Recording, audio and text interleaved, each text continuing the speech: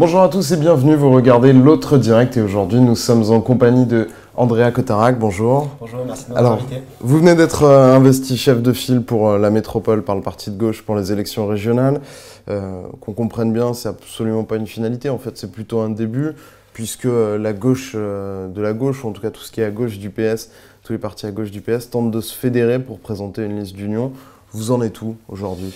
Tout à fait. D'abord, nous, au sein du parti de gauche, on a élu des chefs de file par département ou par circonscription.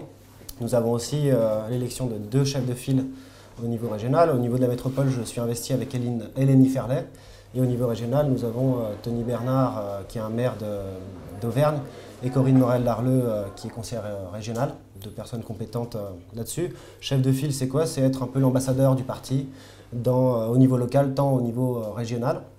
Où on en est aujourd'hui, ça fait plusieurs mois hein, que vous négociez. Tout à fait. Avec l'idée d'essayer de faire un Podemos, un Syriza régional. Oui, c'est clair. Donc on a un travail depuis plusieurs mois, plusieurs semaines, parce que ça montre aussi le sérieux d'une liste de rassemblements qui serait inédite et presque historique. Au lieu de montrer le sérieux, ça montre les divergences, tous les obstacles que vous n'arrivez pas à franchir. Un rassemblement, c'est quelque chose qui se fait petit à petit, de longue haleine. On a vraiment une volonté historique de l'emporter dans la région, en tout cas d'être en tête de la gauche au premier tour. Et tout ça, ça se fait par étapes. Aujourd'hui, on semble être sur la bonne route. Moi, je peux vous dire aujourd'hui, c'est que j'en suis convaincu, le travail est trop abouti pour dire le contraire. Oui, il y aura une liste de large rassemblement de la gauche républicaine, écologique, solidaire, citoyenne, indépendante de la liste socialiste qui sera menée par Jean-Jacques Caran et Caroline Collomb. Alors, il y aura qui? Vous, le parti de gauche, vous y allez, c'est sûr? Nous, on y va. Les écolos ont appelé au rassemblement, vous êtes prêts à les suivre? Tout à fait, on est plusieurs. Tout le monde va dire que c'est l'autre qui suit l'autre? Non, pas du tout. Moi, j'ai aucune prétention à dire qu'on est les moteurs, etc. Au contraire, ça se fait vraiment cette fois-ci, je le vois dans le respect, d'égal à égal, avec l'Europe Écologie Les Verts, avec Nouvelle Donne, pour les forces qui sont en dehors du front de gauche. Mais ça se fait aussi avec le Parti communiste et Ensemble, par exemple. Et on a vraiment la vocation non seulement de dépasser nos appareils respectifs et d'ouvrir la liste sur une large part à des citoyens qui sont engagés, mais qui ne sont pas forcément engagés dans des partis. Voilà, c'est vraiment notre volonté actuelle. Le Parti communiste avait jusqu'à présent toujours freiné. On se souvient notamment des municipales de Lyon, puisque vous étiez candidat dans le 8e arrondissement. Il y avait des bonnes négociations avec les écolos entre le Parti de gauche, Ensemble et Europe Écologie Les Verts. Le Parti communiste arrive, tout capote. Quand on prend les municipales à Grenoble, qui est vraiment votre référence, les communistes n'étaient pas forcément avec Éric Piolle, l'écologiste, et Elisa Martin du Parti de gauche. Qu'est-ce qui vous fait dire que cette fois-ci, les communistes sont prêts? Et prêts peut-être aussi à s'effacer derrière vous ou derrière les écologistes pour une tête de liste? Jusqu'à présent, ils ont toujours refusé. Bon, c'est pas faux, mais c'est pas vrai non plus tout ce que vous dites, parce que c'est vrai qu'à Lyon, on a eu un rassemblement du Front de gauche, mais qui était aussi élargi. Il y avait des forces citoyennes comme le Gramme, qui sont aussi encore aujourd'hui volontaires pour participer au rassemblement citoyen. À Grenoble, qu'est-ce que ça a été? Ça a été la preuve que depuis 2010, c'est la preuve que la gauche rassemblée, indépendante du PS, peut passer devant le Parti socialiste et que ce dernier n'a pas souhaité nous rejoindre au 2e tour, il n'a pas souhaité être derrière nous. Donc moi, qu'est-ce qui me fait dire aujourd'hui pour les régionales? Le contexte européen, le contexte national et puis la capacité historique vraiment à cette région de gagner cette région. Quand vous dites contexte européen, c'est quoi? C'est les élections qui ont eu lieu en Grèce et en Espagne? Tout à fait, ça peut être... Des sortes de rassemblements hétéroclites ont réussi à balayer les partis socialistes locaux? Je dirais pas forcément qu'en termes d'organisation ou de politique politicienne, je dirais aussi dans le contexte général d'une austérité qui est imposée au peuple, d'une part des capacités... le contexte grec et le contexte espagnol sont quand même très différents du contexte français. Espagne, c'est taux de chômage à 25%, 50% pour les jeunes. En France, on n'en est quand même pas là. Peut-être, si vous le dites. En tout cas, merci de me dire qu'on n'est pas en Espagne et qu'on n'est pas en Grèce. En tout cas, nous, on n'a pas de modèle pour dire il faut faire comme Syriza ou comme Podemos. Mais en tout cas, c'est des sources d'inspiration qui peuvent être prises aujourd'hui chez nous en Rhône-Alpes-Auvergne. Je vous prends l'exemple de la gestion de la région actuelle. Je pense qu'il faut... en tout cas, beaucoup d'élus sortants m'ont dit qu'il y avait une lente et progressive présidentialisation de la région, où tout passait par le cabinet du président de région.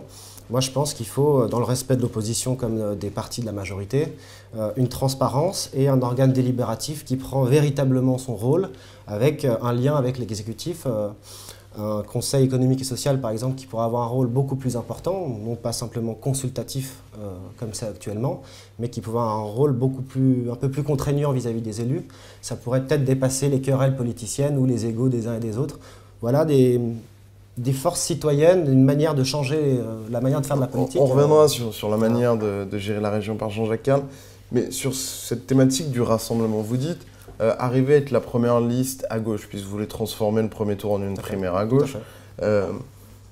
Votre rassemblement, qui a été aperçu sur les élections départementales, dans certains départements, finalement ne montre pas une progression majeure et ne vous a pas permis d'être devant le PS partout, et voire plutôt, vous avez plutôt même reculé.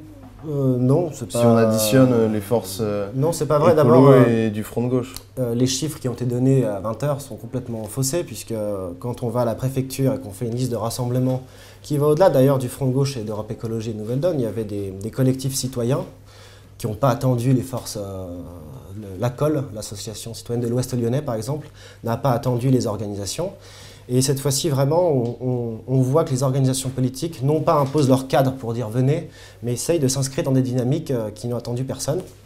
Et on voit au niveau des résultats que Europe Écologie ne fait pas 2%, nous on ne fait pas 5 ou 3, je ne sais plus ce qu'ils ont dit, mais on fait 13,4 par exemple chez nous dans le Nouveau-Rhône, qui est quand même pas le département le plus à gauche, en tout cas le secteur le plus à gauche. Vous avez profité aussi du fait que le PS n'avait pas envoyé de candidats dans certains cantons. Ce qui Ils forcément vous favorisait un peu. Quand vous étiez les seuls à gauche, c'est pas faux. Dans quel endroit on était tout seul? il y avait le canton de Anse et le canton, je ne sais plus. Il y en avait au moins 2 où le PS n'avait pas de candidat. Sur quand même plus d'une dizaine, donc c'est assez minoritaire, non? Même à Grenoble, je me souviens d'un entretien d'Éric Piolle dans Lyon Capitale, disant une fois qu'on a battu le PS va s'effondrer, et quand on prend les départementales à Grenoble, vous gagnez qu'un canton de plus par rapport à la dernière fois, et le PS en garde quand même 2, vous a battu 2 fois. Je serais pas quand même aussi Votre alliance, c'est pas la martingale non plus, pour l'instant. Je serais pas aussi caricatural que vous. À Grenoble, justement, c'est la démonstration que les citoyens grenoblois sont contents de la majorité actuelle et ont quand même porté nos candidats à gagner sur un certain nombre de cantons. Je crois qu'il y en a dans les villes gagnées par le FN, par exemple, désolé pour la comparaison, 100%, on a l'habitude maintenant. 100% des cantons ont été gagnés dans les villes conquises en mars dernier, ce qui n'a pas été le cas à Grenoble. Voilà, j'ai pas... Là où le FN avait gagné des villes en mars 2014, un an après au départemental, ils ont gagné 100% des cantons de leur ville. Ce qui n'a pas été le cas à Grenoble. C'est pour ça que... Et je peux faire une autre comparaison, c'est que quand il y a des deuxièmes tours Front de gauche contre Front National, 9 fois sur 10, c'est le Front de gauche qui l'emporte au départemental. Donc ça montre aussi qu'on a une identité républicaine que les Français connaissent et savent aujourd'hui, avec un programme du Conseil national de la résistance, par exemple, qui est complètement mis de côté par des Wauquiez, par exemple, qui souhaitent au contraire libéraliser les transports, qui souhaitent revenir à la voiture. On constate vraiment que... Enfin, moi j'ai un peu de peine pour l'électorat de droite. Avec votre primaire à gauche au premier tour, est-ce que vous ne vous trompez pas d'adversaire? Vous allez forcément essayer de vous distinguer de Jean-Jacques Carle, mais est-ce que votre vrai adversaire, c'est pas Laurent Wauquiez? Nous avons le Front National, qui est un adversaire. Pour l'instant, je ne sais pas s'ils sont dangereux ou pas. J'attends d'avoir l'ombre d'une idée ou d'un projet. Pour l'instant, il n'y en a pas de leur côté. Chez M. Wauquiez, on a le retour à la voiture, il ne parle que d'autoroute, veut de la police dans les TER, etc. Et s'invente une histoire d'enfance, enfin, il se réinvente une vie. Bon, c'est pas très sérieux quoi, ce qui se passe aujourd'hui. Nous, on n'a pas encore discuté sur notre tête de liste, parce qu'on fait carrément l'inverse de ce que font les autres. On parle d'abord projet, on parle d'abord idée, et ensuite on voit quelle est la personne qui peut incarner par sa personnalité, son histoire, son charisme, le grand rassemblement qu'on va faire. Qu'est-ce qui vous fait croire que vous pourriez être devant le PS? Puisque Europe Écologie Les Verts, en 2010, qui sortait d'une très bonne campagne européenne, avec une percée, ils étaient passés devant le PS, ils avaient Philippe Mérieux, candidat connu, reconnu, ils avaient espéré toute la campagne et puis finalement ça n'avait pas marché. Qu'est-ce qui vous fait dire que 4 ans après, cette fois-ci, ça peut être bon? Encore une fois, je crois que le contexte général pousse toutes les forces dont je vous ai parlé à se rassembler. C'est inédit. Je pense qu'il y a un grand électorat citoyen, d'ailleurs pas forcément uniquement de gauche, puisqu'il y a des idées qui peuvent intéresser des PME, des salariés, des ouvriers dans ce qu'on apporte et ce qu'on met sur la table. Et je crois vraiment, avec le contexte européen, que la dynamique est de notre côté, quoi. La balle est dans le camp aujourd'hui des socialistes qui partent tout seuls quand même, c'est un fait assez important. Ils vous ont appelé. Ils nous ont appelés. Ils vous ont proposé. Jean-Jacques Queyranne a pris sa plume et a dit rejoignons-nous. Et vous avez dit non. Et vous et les écolos. Tout à fait. Et pas que nous d'ailleurs, il y avait Ensemble, Nouvelle Donne aussi qui a fait aussi une lettre. Non, moi ce que je pense c'est qu'aujourd'hui, et j'en appelle là chez vous à Jean-Jacques Queyranne, de s'engager aussi publiquement sur le fait de dire que si c'est nous qui sommes en tête de la gauche au premier tour, il nous rejoindra et se mettra derrière nous sur la base du projet que les citoyens auront porté en tête de la gauche. Il ne l'a pas fait jusqu'à maintenant. Nous avons des expériences un peu malheureuses à différents endroits de France où, en passant devant eux, ils n'ont pas souhaité nous rejoindre. J'aimerais avoir aussi certaines garanties de sa part et des socialistes pour nous dire qu'ils ne seront pas mauvais perdants, mais prendront leurs responsabilités pour battre et pour gagner la région. Si vous appelez au rassemblement, c'est qu'ils ont quand même envie de travailler avec vous. Pourquoi vous déclinez ce rassemblement? Mais tout simplement, cette main tendue par Jean-Jacques Queyranne. Ce que je vous disais la dernière fois, c'est vraiment encore une fois historique et je le vois parce que pour avoir vécu les municipales, etc. Aujourd'hui, on fait primer le fond. Et sur le fond, nous avons des désaccords avec Jean-Jacques Queyranne. Je vous ai parlé de la présidentialisation de la région. Nous voulons au contraire la démocratiser.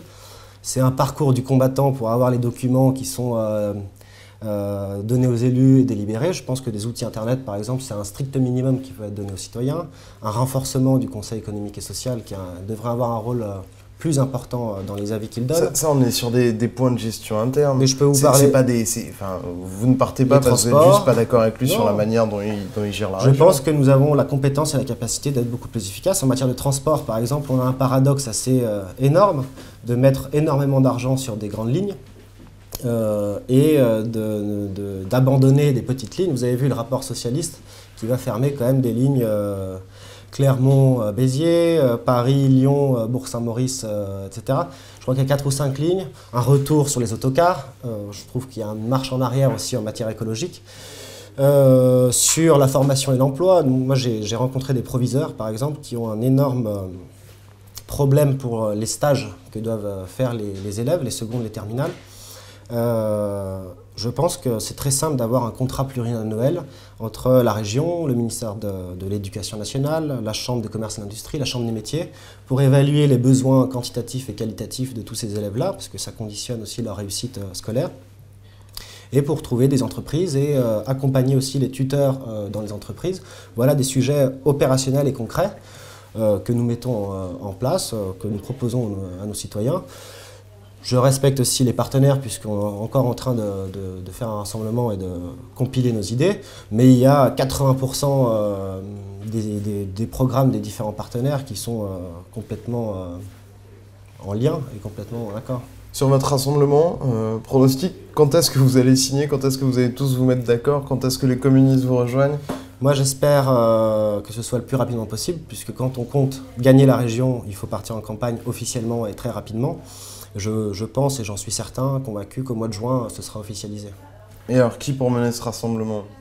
Puisqu'au final, il y a quand même un candidat qui devra affronter Jean-Jacques Queyranne. Les écolos considèrent que, vu leur tradition et leur bon score aux dernières régionales, et en 2004 et en 2010, ça doit leur échoir. Vous êtes d'accord avec eux là-dessus? Non, c'est pas ce qu'ont dit les Verts. Au contraire, je constate vraiment, et je vous le dis tout à fait sincèrement, une bonne foi de la part de tous les partenaires. Il n'y a pas une volonté de faire les gremlins et de vous jeter à la gorge pour vous dire c'est moi. Au contraire, chacun a pris sa responsabilité. Il y a énormément de personnes compétentes chez nous. Peut-être qu'une femme serait intéressante face au combat de coq dont on est spectateur aujourd'hui. Mais vraiment, il y a des personnes compétentes de toutes parts. Et je pense que c'est le dernier problème puisque ça ne pose pas aucun souci là-dessus. Je pense que sur le fond, ça doit être le plus important. Et on fait l'exact inverse de ce que font les autres. D'abord chercher une tête de liste pour ensuite parler d'idées, alors qu'aujourd'hui, on n'en entend pas trop parler. Merci beaucoup Andrea Cotarac. Merci à vous aussi. Moi je voulais finir cette émission en saluant Christelle Monteagudo qui a fondé ce rendez-vous matinal et qui est parti vers d'autres aventures. Merci beaucoup et nous on se retrouve demain. Au revoir.